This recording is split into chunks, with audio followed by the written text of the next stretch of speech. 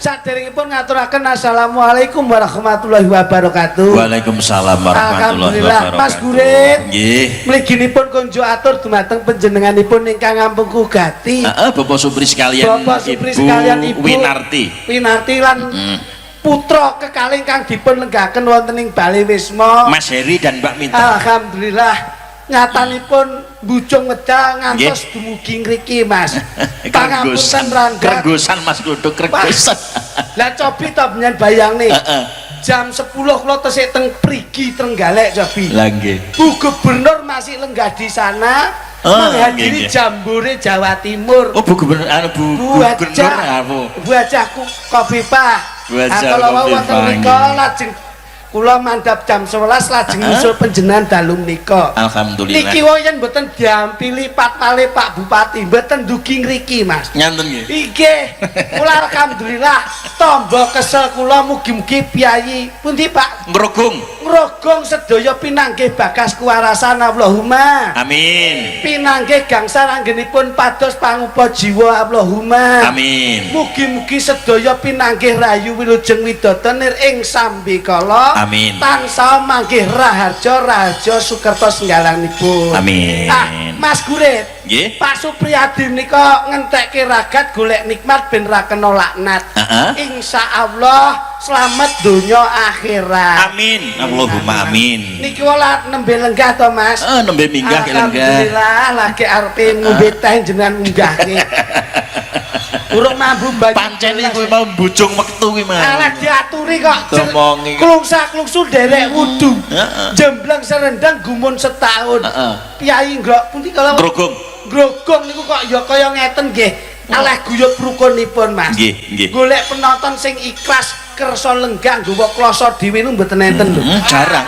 Saestu. Lah niki nek mboten piyayi Grogong mboten pinanggih Mas. Mula niki pikantuk salam saking Bapak Bupati Ponorogo untuk masyarakat Grogong ibat yang selalu membawa harkat martabat budaya. Tepuk tangan untuk masyarakat Grogong. Kaya ngeten jajal. Ngeten iki kula mburi ngeten iki bayo ya Allah. Tumpukan Mas. Pak Supri. Jangan sampun mlebet teng ngriya. Lah niki ngarepi beras tok lho. Alhamdulillah. Ngarepi beras tok niki. Tumpukane beras akeh jelas Pak Supri kok piye to. Buri beras sik sak tumpuk gula. Heeh. Buri meneh sak tumpuk mie kriting. Sembako komplit. Saestu. Basa niki wau lah kok omong kula. Kowe mok kok beli roh tumpakan apa? Kumban. Apa? Ora usah mbok omongke kuwi kumbahan prarung sempat kok iso ngono. Repot kok mbau. Iso. Mula alhamdulillah Mas Gurit. Lah Pak. Ingkang dipun lenggahaken wonten ing Damparing Keprabon. Mas Heri kalian Mbak sinten? Mbak Mita. Mbak Mita mugi-mugi tetap memegang prinsip 3 ur. Sembur tutur wasis dapur polah kasur. Insyaallah leh omah-omah iso ayem tentrem ora ana alangan setunggal punapa kemawon. Nggih. Nggih. Aku lak nggih kali Mas kula kluthuk Mas Kluthuk. Dados mboten kok kula piyambak ingkang jagongan kalih panjenengan. Nggih niki kan ngomong wong padha-padha entuk bayarane meneng ae. Duwene wanci to. Lah kula ngeten lho, karep kula ki ya ora kok terus aku dhewe ya sampean barang ya melu jagongan. Aku jane iki ya pengen ngomong. Terus Ning ki ngempet. lho ngempet apa? Seragam mbok cilikne kathok metetet. Iki ning kene iki senep ra. Ora ukurane lek ku tumbas ki kleru nek Lah caramu ngene ya manggisku melotot. Ayo salahno tailore to, wis mbok salahke aku. Jangan melihat secara busananya, tapi lihatlah semangat masyarakat Grogong. Iya. Cobi jajal. Kok kono men akhire nek wektu nggo salin. Nggih. Jarian biasane. Lah iya. Aku nyusul niki langsung munggah. Lha pun ngempet ke sore wae kula. Wong iki ngrasake profesional kerja. Nek wis jame ora nutut, sing penting rapi anggone leh busana lak kepenak to. Ngetokke tanggung jawab. Lah iki Penak ya penak. Iki ki nuk. Iki rasa mbok kandhake. Wes kene iki metetet. Dalane menggak-menggok. Tuku kathok ya kecilen to. Te aluse ra umum. Lah halus piye to? Aluse kaya pipi perawan sing kukulen. Lho mangsa Pak Supriyadi Mas Lutfi. Oke Pak, wis pokoke melu ndonga masyarakat Puting Grogong. Grogong. Grogong paribasane masyarakat sing sehat, Pak. Wong wis ngrogung. Acarane Pak Supriyadi. Nggih. Mugi-mugi Pak Supriyadi menika dados temanten ingkang sakinah mawaddah, Pak. Yo, apa to? Pak Supriyadi iki iki Bapak Mas Heri lho. Pak iki ra maca tulisan. Ngapel Gus, ngapel Gus. Wah, ngeten Pak, pun Mas Heri putrane Pak Supriyadi to. Pun kula meleng Pak, niki kanggo Mas Heri kalih Mbak Mita. Ini karena membina rumah tangga. Ini kula niku mau ngowahi pitutur pengalaman kula, Pak. Dadi paribasane, dadi temanten, iku yen pengen awet ngantek besok, iki kuncine siji. Siji napa? Aja omong-omongan. Lho. Kok aja omongan piye? Lho, nggih Pak Supriyadi iki madoske garwane putrane karepe ben ana kanca nggo omong-omongan. Kowe tak omongi. Samu barang apa dimusyawarahke rembukan. Ngeten Mas, Piye? Mas Gurit. Kula niku rabi niku pun 12 tahun. 3 tahun niku banyak komunikasi kalih bojo kula dan itu yang menimbulkan perbedaan perselisihan antara kula kalih bojo kula. Lho kowe sisa omong man karo bojomu. Wis. Lho biyen kowe budek ta bojomu? Kagak tak sogrok kan. Lambe mulai ngomong ya. Kowe iki yo ngono nesu kaya. Kok bojoku ra nyapo-nyapo kok. Lah iya to. Akhirnya kula komunikasi kalih bojo kula 3 tahun niku itu justru malah menimbulkan perselisihan antara satu dengan yang lainnya. Kok saged ngoten? Wong wedok lek kakean dijak omong, kuwi malah sok kula ora gelem kalah, malah ngundat-ngundat perkara biyen-biyen. Pah apa iya? Ora percaya kowe. Lah terus nek ora jak omong mat terus kepiye jajah? Akhirnya kula goleki ternyata ada solusinya, ternyata komunikasi itu yang menjadi perpecahan perbedaan. Lho. Lah nek sampean gak omongan karo bojomu. Yo. Lah terus nek umpama ngersake utawa pengen apa-apa terus pripun? Lah kuwi lho sing penting. Nah iki to Mas Gurit. Nah ngene iku Mas Gurit, akhirnya kula ndamel bahasa isyarat. Gawe syarat. Nggih. Susah banget, Mas. Lho nggih no Mas. Sing penting kula kalih bojo kula paham. Mbak Pur ki lho. Ngrasani. Kayak katoke kluthuk kecilen silite iso nyelempit ngono to. Ki lho. Sinden sepuh ki lho. Mbak Pur nyapet apa Mas? Ya omong ngono ki ya ngopo? Aku yo ditokno tra yo ki pamer aku. Ya to, jane aku isin lho. Sumpah iki metetet dan. Lek kula kalih bojo kula niku lek pas metetet. Pas ora omong-omongan. Lek pas ora omong-omongan. Niku kula nggih bahasa isyarat Mas Gurit. Nek umpama jenengan pengen mangan. Lah lek pengen makan kula gampil. Piye? Kula paribasane kowe kok bojoku kowe bojoku. Ya ya aku bojomu. Dadi aku mek nyeluk mek ngene lho. Baleno bisa kasih. Kalau aku bojomu. Kowe wong apa garangan jare. Ane diceluk nek yo mlaku tok ngene, langsung bojoku kowe mantuk tok ngono. Ndika dawuh. Iya. Ngono tok lho, aku langsung klon yo makmu. Juga tahu. Oh, bojoku langsung mundur ning pawon, jukuk piring, jukuk sego, langsung dicepat nang ngarepku. Lho, terus nyepake daharan sampean. Iya. Sepele. Niku nek ngersake daharan nggih, Mas. Heeh, nek kersane maem. Lah nek ngersake napa mleh, Mas? Ngersane anu, kopi. Kopi. Unjuk to. Unjukan. Bahasa isyarat. Piye, Mas? Wah. Wis mudeng pisan. Bojoku langsung meneng mburi ning pawon nggodhog banyu ngeteri kopi. Lho, turane banyu tinggi apa? Ya dienggo ngedusi ndasmu. Ya dienggo apa-apa ngono kok tak tekok. Akeh kok nek godhog kok. Kopi ngono kuwi. Lah nek pengen adus. Adus ya aku ya. Oh wis ngono kuwi candak ya. Langsung bojoku nyepakne anduk. Sigap tanggap. Adus ya dicepake. Maem cepake. Unjukan cepake tanpa ngomong. Iya, syarat tok ngerti. Iya ngerti. Justru itu malah harmonis. Gak tahu geger. Gak tahu geger. Ya saiki nek kangen tanggapan mulai terus sunah rasul pengen kumpul bojomu piye? Yo nggih bisa isyarat. Lho, ya iso to? iso. Umpamane piye? Begitu ya. Nggih. Aku mara. Hop, langsung. Kuwi nyapa kuwi? Nyapa kuwi? Kok ngono ki ngapa ki? Lah kok gawe ngene barang ki ngapa? Jaremu mau lho. Lah iya apa? Nek ngersake dahar piye? Yo ngene. Ngombe. Ngene. Nek siram. Adus wis ngene. Lah nek kumpul bojo. Lah iya. Sret. Lah kok ngene ki nyapa? Ngene iki berarti karena sesek. Oh ganti sing longgar ngono. Longgar ngono lho. Ambemu ora jebles. Pangapunten. Mula manten nuwun sewu. Kuncine siji, Pak. Sing penting manten kuwi paribasane kudu iso nyenengne wong tuwa. Nyenengne wong tuwa kuwi carane piye? Ndelok anake seneng kuwi wong tuwa senenge ra umum luwihe, Pak. Tapi ndelok anake kuwi tukar padu niku sok kalau susah wong tua niku malah ngalah-ngalahne anake Pak. Lho niki tenanan Pak Gurit. Nggih. Dadi yen iso dadi manten, yen enek perkara apa ae karo bojo, wong tua aja sampe ngerti. Ngono ya Mas. Iya. Tapi caranya siji, piye? Memang dinamika kehidupan itu pasti ada. Nggih bahasa sendiri ya. Kula kalih bojo kula ya nggih bahasa isyarat. Piye? Nggih bahasa sandi. Kudune Aku lek geger mertua aku ora krungu. sebabe Mergo aku nggih bahasa tersendiri kanggo karo bojoku. Dadi wong tuwa men aja mikir Mas ya. Nggih no. bahasamu pripun? Aku lek mulih ngono ya. Nggih. Tekokno si masih op. Si masih op Apa ku? masak opo. Sik gak mudeng aku iki. Bahasa sandi. Sandi karo bojoku sing roh, aku karo bojoku tok. Geger mertua aku ora mudeng. Keluargamu apa keluarga ruwet ngono apa piye? Ya ora, untuk mengantisipasi jaga perasaane wong tuwek ki angel. Iya bener.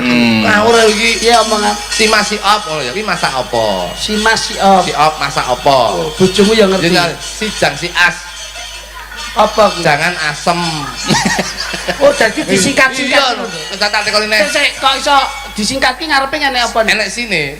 Si masih op, mas ki masak op ki opo. Dadi masak opo. Terus ngarepe tambahi si. Tambahi si. Si Mas Si masih op. Bojoku nyaut si jang si as, jangan asem. Si sami si op, sambele opo? Si sami si tras. Apa ku? Sambele terasi.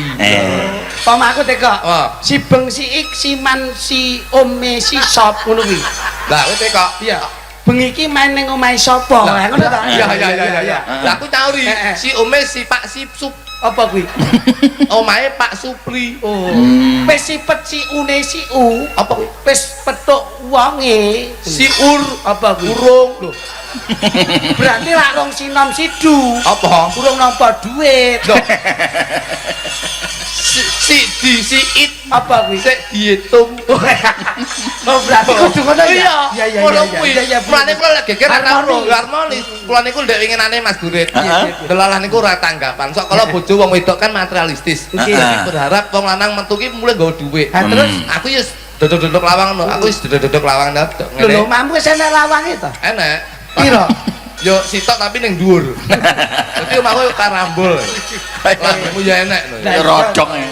Dodok-dodok lho bojoku kok omah kon jero niku yo urung buka lawang. Tapi tekok dhisik. Takoke Si sop siku si beng kok sitok silang. ngerti aku. Apa? Sapa-sapa kuwi bengi-bengi kok totok-totok lawang ngono. Wis apal aku wis. Ngono tak sauri Mas Gurit. Si ak si dek si bosimu si we ya. Ya artinya apa Mas? Aku dek bojomu dhewe. Bojomu apa ngono kuwi? Ya. Terus tekok neh si beng kok simul siop si nggo sidu. Aduh, piye Mas? Bengi-bengi apa mulai kok nggo dhuwit. Bojomu apa ngono? Tekok ngono tak sauri. Si dek si beng si ik si sam aku yo. Ora dek bengi iki aku sambatan. Iya bener ngerti. Tak kok bojoku yo nyauri Mas Gurit.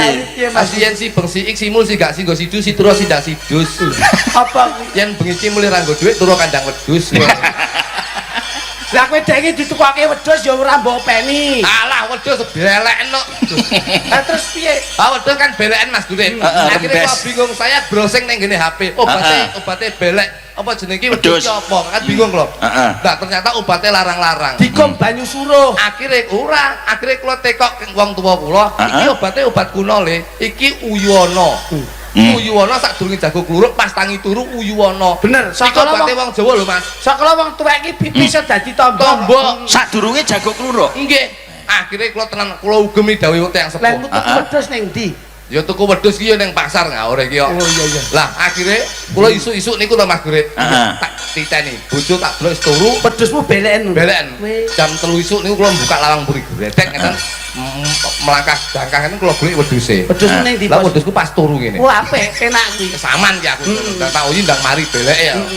Delala pas katok kula plorotne, lah kok wedhuse tangi.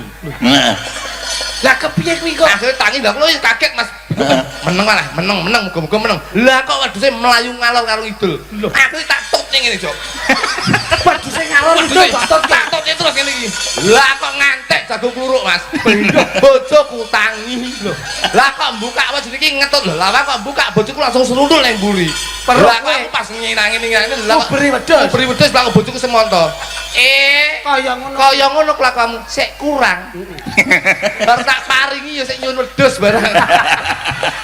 Lah kowe iki yo salah. Salah tampa kuwi. Sakre wedhuse tak dol Mas Dur. Kowe iki yo ngawur. Mula nuwun sewu Mas Gurit. Kersanipun dalu menika Abdul Nggih, Pak. sakut napa ingkang dados panjangkahipun. Nggih. Mula sak iring kalian kanca-kanca campur sari kersanipun nglaras budayanipun. Oke. Pak Gurit. Nuwun D minor Mas, D minor Mas. Ora coba kadang-kadang gemah mustika. Nggih, alhamdulillah, alhamdulillah. Nyenengke lho Mas Kyai ngriki. Nggih. Ngriki nek panen duren, panen manggis, wah tenan. Wulu pametuning bumi iki hebat Saestu, ini. saestu. Kula mek meling kali bakul ngriki Mas. Heeh. Sik Mas. Bakul ngriki niku pedagang duren lak kathah. Heeh. Mula niki ndelok wayang iki aja didelok wayange, ning didelok intisarine. Kok pedagang-pedagang gelem ngecakke nggon wayang niki mesti apik. Kula mek meling dongane wayang niku apik. Donga piye? Lho kepiye to? Kene lak pedagang duren oke. Ya Manggis. Nggih. Pokok gelem gawe Japa Jawa. Iki mesti apik. Copone piye? Pamane arep buka dasar nika. Heeh. Kae ndang gedruk lemah sih. Kaki danyang nai danyang kaki bumi nini bumi bumi ingkang ngreksa wonten ing tlatah ngriki. Al-Fatihah ping 3. Bar ki terus ngecakke wayang. Heeh. Semar dasar, Gareng eneng, Petruk celuk-celuk, Bagong sing jagongi, Janaka sing dodoli, Pergiwa sing nukoni. Kuwi kok angger kulakamu duren kuwi 50 mbok dol 15.000 laris. Aduh. Kuwi laris akhirnya bakule bosok. Lha sing penting laris to. Laris dasmu Ngene ora. Ngajak bangkrut. D minor, Pak, D minor. Heeh. Magati. Burung apa-apa iso magatin to, Pak. Lerilir, lerilir, tandure wong sumilir, tak ijo loyo-loyo, tak sangguh temantan anyar, tak sangguh temantan anyar. Ayo kok malah nyisih. Nembang wong loro iki lho. Jawa. Sesuk masih seruput. Lah kowe mau ngene ra kelon kondisi. Nak kon maju kok malah nyisih. Nek wis aku nembangi vokalnya juga kamu ikut ngono. Piye iki? Enten ono sik to, ora kemrungsune ora ngerti kita kon to. Ora kok cumongol-congol ngono kuwi. Mbok yo mirsani Mas Gurit iki piyayine kaya ngene gagahe. Kok mburi yo cakrak kok ngarep wibawa. Piyayine yo ningrat. Ngono lho. Dah lagi idola iki yo ngene iki. Ragat. Keris yo larang, blangkon yo larang. Heeh. Prak kaya mara tuamu dalang ngono. Nyapa kuwi? Sing dalang marah tuamu lho.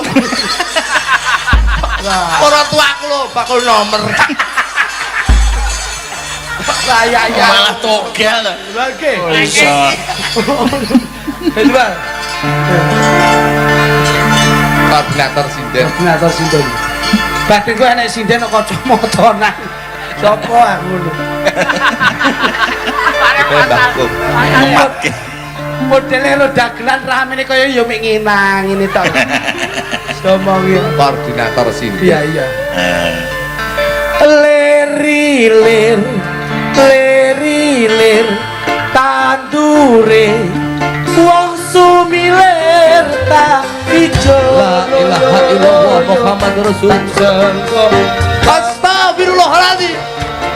Tak sengkut Alhamdulillah rabbil alamin. jangan Ya Allah. pengen Alhamdulillah. kuwi Astagfirullah. pengen saya suwi tak jejeg geger. Lah wong kon nembang kok mlah la ilaha illallah ki ya ngopo? Ben kuat religine ben. Ya gawe kata-kata dhewe kok iso. Sik. Angger jebles e contonge. Oh alah. Ngenteni sik ora kesusu. Wis teko dinteni. Mas Tingko ora saiki. Celintisan. Isin-isin. Ketok nek sak grup ngono. Sak grup yo kathek aja cilik-cilik ngene. Bangsane. Ayo kono, engko sik. Lerilir, lerilir tandure wong sumilir tak ijo royo-royo tak sanggup temanten anyar tak sanggup temanten anyar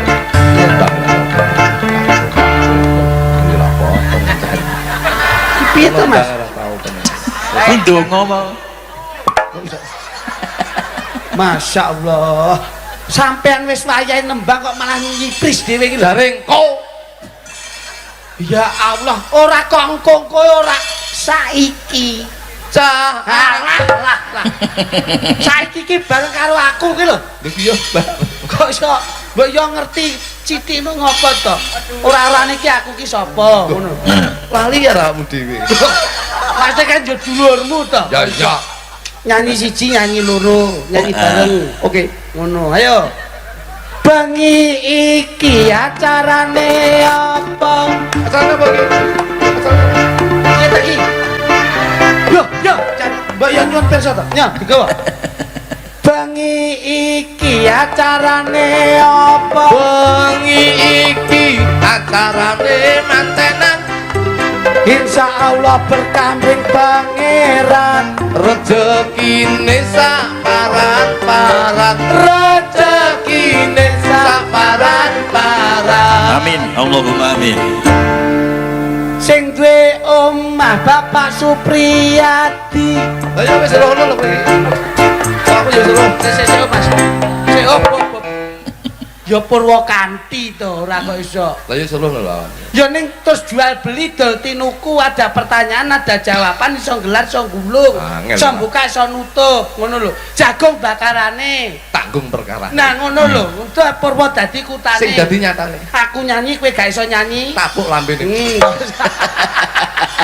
ngono wae angel kok iso Iki pancen mbok ge rusak dhuwur ngisor iki. ayo sing kagungan dalem Bapak Supriyadi Piyantune nyenenge ati sregep salat lan sregep ngaji Insya Allah akeh rezeki insya Allah akeh rezeki matur nuwun tamu sedaya Kamu sedaya iki piye iki? ayo matur nuwun tamu sedaya Ingkang sampun tresna budaya kula niki nderek ndedonga mugi sedaya panjang yuswa mugi sedaya panjang yuswa aja angel-angel lho kudu iso no dadak kula meling temanten anyar teman anyar meling apa iki lho gak yo kata-kata iki lho aku kula meling temanten anyar kudu sregep ikhtiar ayo atine sregep salat pas ngasar tresnane wong loro aja nganti ambyar tresno wong loro aja nganti ambyar nimbali dalang ki gurit iku rek dalang iki neh apa neh iki ayo iki melu no wong ya rombongan dalang ki gurit dalang ora medhit iki lho ayo sregep kerja bengi dalang isuk ngarit yen ra tanggapan sregep wirid yen ra tanggapan sregep wirid dalang kurit sindene 6 iya masa iki ra itu lho nyapa to wong iki lah Masa kok etung kowe? seragame padha ungune lho iya ning koordinator ngono Mas dalang kurit sindene 6 yen tak sawang uripe ayem amin amin bos awan ayem karo bojone omah-omah tentrem ya aku mbok disi ayo jajal ngene yen pas tanggapan kudu mesam-mesem yen pas tanggapan kudu mesam-mesem aja klitik niku nami kula dagelan asli saking Ponorogo kula ngriki nderek ndedonga mugi Pak Supardi ahli suwarga mugi Pak Supriyadi ahli suwarga ya Supardi ya Jan Supriyadi lah yo mbiyen cilakane Supardi terus loro-loro niku ganti Supriyadi jajal kowe ayo gawe lho Sis jenengmu jok kluthuk wae tanggaku nuntun Honda Jawa aku nuntun cempe tanggamu mangan iwak tu aku mangan tempe lah tanggamu mangan endok aku mangan ndokku dhewe ganggu wis ora penak tapi kita era mangan aja iki sampai tukar ya Mas Bilek ya pokoknya kersanipun nggen pakliran penjenengan oke antaraning lakon lagon lucon kejapanipun nggih kalau iki kan dereng jumeneng wah anu serempek Pak nah iki ene Mbak Pur